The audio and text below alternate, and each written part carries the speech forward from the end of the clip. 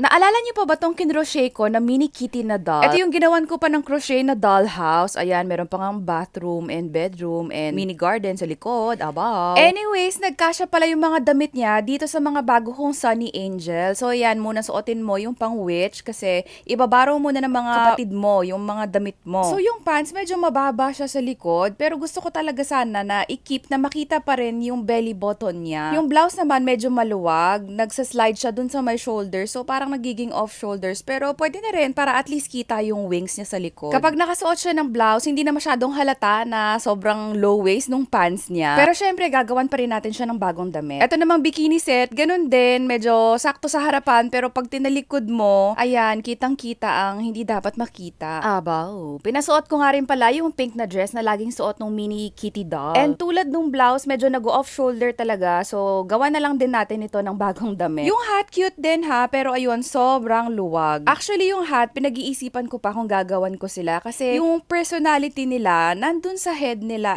nasa hair nila, 'di ba? So, sayang naman kung tatakpan natin. Pero ang una nating gagawa ng bagong damit is itong ladybug. So, yung ginamit ko is yung Monaco na thread na color red, tapos 2mm yung size ng hook. Yung una nating gagawin pala is yung pant leg or kung saan magsushoot yung legs nung Sunny Angel natin. Nag-chain lang ako ng 10, tapos pinag-join ko yung magkabilang dulo para maging circle or round. Tapos nag-single crochet na ako ng tig 10 beses until round 4. After nun, inulit ko lang yung process para dalawang pant leg na and kinombine ko na sila sa gitna. Tapos yun, single crochet na lang siya around. Tapos from time to time, sinusukat ko siya dun sa Sunny Angel para makita ko rin kung sakto na ba yung fit. So from 20 stitches, nag-increase tayo to 24 and 26 pagdating na dun sa may butt or tummy area. Dahil medyo sakto na yung nasa harap pero mababa pa rin yung sa likod, naisip ko na i-double crochet na lang yung nasa likod para mas umangat siya. So ito yung kinalabasan. Sa harap, just below the belly button. Tapos sa likod naman, ayan yung may double crochet. Medyo halata pero at least covered na yung butt niya. May nagawa na pala ako before na parang body bag dun sa mini kitty na doll. So pinasuot ko sa kanya kasi bagay din red and yellow. And ayan yung kinalabasan niya. Totoo ba? Mukha daw Jollibee itong ladybug ko, sabi ni Daddy Christian. Aba, part 2 na nga pala ito nung pag-crochet ko ng mga damit ng mga Sunny Angels. And for today, ang bibihisan natin is itong si Pansy. And sa mga hindi nakakaalam, ito siya. Habang wala pa pala siyang damit, takpan muna natin itong cat na pillow or stuffed toy. Glow in the dark nga pala yung ginamit ko na yarn dyan. Glow in the dark yarn. Dalawang color nga pala ang gagamitin natin ngayon. Color yellow para dun sa jumper, tapos purple naman para dun sa bag. Binili ko nga lang din pala tong pattern na to, so itatag ko na lang sa comments or sa captions kung saan ko nabili. Actually, yung video niya, yung first na FYP sa akin na nagko-crochet ng mga damit ng Sunny Angel. By the way, dito nga pala sa ginagawa natin, yung damit, nilagyan ko rin ng konting stripe na purple para wala lang, para may hint din ng purple yung suot niya. Anyways, alam nyo guys, sobrang nakaka-happy nitong Sunny Angels. Actually, ang slogan niya is, He may bring you happiness. And in fairness, happiness was brought about. Pero hindi ko sure kung it's just the crocheting or yung doll mismo yung nagbibigay sa akin ng happiness. Basta every time na binibihisan ko sila, talaga nahahappy ako. Siguro iba rin talaga kasi yung fulfillment kapag meron kang natatapos na project. And speaking of tapos na project, ayan, tapos na nga yung jumper ni Pansy. At may pag-backless pa nga. Abaw. Pero cute ha, at least kita yung wings niya. Ngayon naman, gagawa naman tayo ng dumpling bag. Actually, kasama na to kapag binili mo yung pattern ng jumper, tapos parang 49 pesos lang. Pwede siyang pang beginner kasi step by step yung video toots niya. So dito nyo pwede i-avail yung series. And we're almost done na. Ito na yung itsura ng dumpling bag. Suot na natin kay Pansy. Saan ang gala niyo, B? Ang dami nagtatanong saan daw mabibili at magkano tong mga Sunny Angels. Actually, yung first 3 na Sunny Angel ko, sa online ko lang binili, sa Blue na app. Alam nyo na kung ano yon. Anyway, late ko na nalaman na medyo overpriced pala doon. Mga 600 to 700 kasi doon. Kung sa fully book ka bibili, around 500. Pero syempre depende yan sa series kasi merong regular series, merong limited, merong mga special. So, ang first tip ko sa inyo, kung may bala kayong mag-collect, huwag kayong tumulad sa akin na bumili ako agad. Mag-research muna kayo. Pwede rin kayo sumali sa groups kasi marami doon mga nagte-trade or nagbebenta ng mga pre-loved na babies nila. Meron ako nabili, regular series, 350. Tapos may kasama pa siyang foil and box, hindi tinapon nung previous na may-ari. So, feeling ko nag-unbox ako. So, yun, kung may plano ka na makipag-trade, siguro mas okay talaga na i-keep mo pa rin yung box and foil. At saka, ang gusto ko dun sa groups na yun, super friendly ng mga tao. Kung feeling mo walang nakaka-relate sa obsession mo dito sa Sunny Angels, ay magkakaroon ka ng mga new friends doon. Shoutout kay Sophia and Sherry. May mga crocheters din pala doon kasi nagsishare din kami ng mga projects sa mga nagawa naming mga damit. And speaking of damit, ito na nga yung nagawa nating dress para kay Popcorn. Itatag ko na lang ulit sa caption or sa comments yung gumawa ng pattern. So anyways, light yellow nga pala yung ginamit natin na base dun sa dress kasi nga popcorn siya. Tapos, kunwari butter itong bright yellow. Tapos ito namang bikini bottom galing sa previous na project ko. Buti nga nasakto na same color ng yarn. So ayan, nag-add lang tayo ng rose para matakpan ng hindi dapat makita. Abaw! And so far, ito na siya. Part 2 na lang para dun sa continuation ng dress. Honestly, at this point, medyo happy na ako dun sa itsura ng dress kasi kompleto na siya, may undies na siya. Tapos flowy rin naman yung skirt, para siyang flower. Pero parang gusto ko pang gawing mas extra si Popcorn since siya yung pinaka-simple yung itsura sa lahat ng mga na-pull ko. Kaya yun, nag-add tayo ng isa pang layer ng skirt para dun sa tutu dress niya. Na-notice ko pala na humuhuho ang panty ng ating baby. Kaya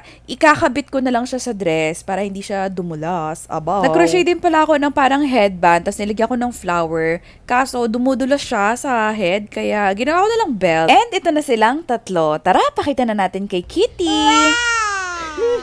May nabili rin pala ako na keychain na pouch. Pwede niyong paglagyan ng Sunny Angel. So, it's a clear pouch. Tapos may kasama siyang mga parang small na pom-pom balls.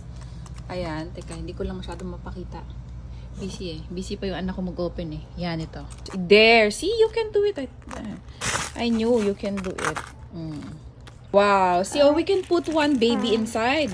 No, I don't like to put one baby inside. You don't like it? Why? I want to put there. Okay. Dalawa pala yung kasha, pero pag may damit, parang ang sikip. Saka may antena kasi yung bee. Ay, yung bee. Yung ladybug. Yan na nga, Jollibee na nga. Nabenta ko na nga rin pala itong si Pansy. Meron nakabili sa kanya na mahilig sa purple. So yan, ilalagay natin siya dito sa clear na pouch. You say, bye-bye, Pansy! Bye-bye, Pansy. Abaw! Wow. May nakaampon na nga pala kay Popcorn and pinapabihisan niya rin itong kapatid niya na si Morning Glory. Hindi po yan voice effects, sadyang paus lamang tayo for today's video. Aba, So yung gagawin natin na damit is cords or terno. So nag-start lang tayo sa white na yarn, tapos nag-switch tayo to blue, mga 2 rounds, tapos balik tayo ulit sa white. After no, nag-chain ako na mahaba and then kinonect ko siya doon ulit sa kabilang side. Yan ay parang pinaka magiging strap niya sa likod. Ayun nga lamang, nung sinukat ko siya kay Morning Glory, medyo maikli, kaya nag-add ako ng isa pang round. Tapos na-realize ko kung bakit most patterns ng mga Sunny Angels ay backless kasi masikip pala talaga doon sa may armpit banda. At saka syempre, ayun, meron din siyang wings, so sayang naman kung matatakpan, diba? Doon pala sa last na round, naglagay ako ng parang ruffles or basta parang curve. Basically, double crochet lang, 3 double crochet sa isang stitch para ma-achieve yung parang curvy, wavy, scalloped effect. After nun, slip stitch, tapos 3 double crochet ulit sa isang stitch, ulit-ulit Meron lang. Na nga pala ako nagawa before na blue na pants. Nag-add lang ako ng isa pang row para matakpan yung butt niya kasi nga 'di ba mababa siya. Tapos nagpa-poll pala ako sa IG kung pants or skirt, and in fairness, galit na galit kayo sa pants. Kaya ito, gumawa na lang ako ng skirt. Color blue pala yung ginamit natin para kunwari denim siya. Pero basically, nag-chain lang ako ng 22 na beses, tapos paulit-ulit lang yung round hanggang sa magmukha na siyang skirt. Para pala ma-distinguish ko alin yung parang top side or yung bottom side, nag-surface stitch na lang ako ng color white para kunwari may belt din siya. By the way, itong pattern na to is modification siya nung jumper pattern na nabili ko kay Mother Happily Hazel. Actually, yun yung kagandahan ng pattern niya. Once nakuha mo na yung parang pinaka-base, pwede ka nang mag-modify. Initially pala, gusto ko sana na low waist siya, crop top, tapos low waist girly, para Y2K. Kaso inisip ko baka kabagay yung baby natin, kaya inangat ko na lang. Anyways, ayan, sa tip nung parang hat niya is meron parang green. So, yung bag na gagawin natin is color green din. Pero basically, yung paggawa ng bag, gagawa ka lang ng circle, tapos fold mo siya sa gitna. Oh my gosh, hirap na ako magsalita. Tapos, mag-chain ka ng mahaba and i-connect mo siya dun sa kabilang side. Naisip ko lang bigla, feeling ko bagay sa akin ngayon kumanta ng mga husky na songs. If I sing you a love song. Ay, wow. So anyways, balik tayo kay Popcorn. Yung nakabili pala sa kanya is ipapangregalo siya.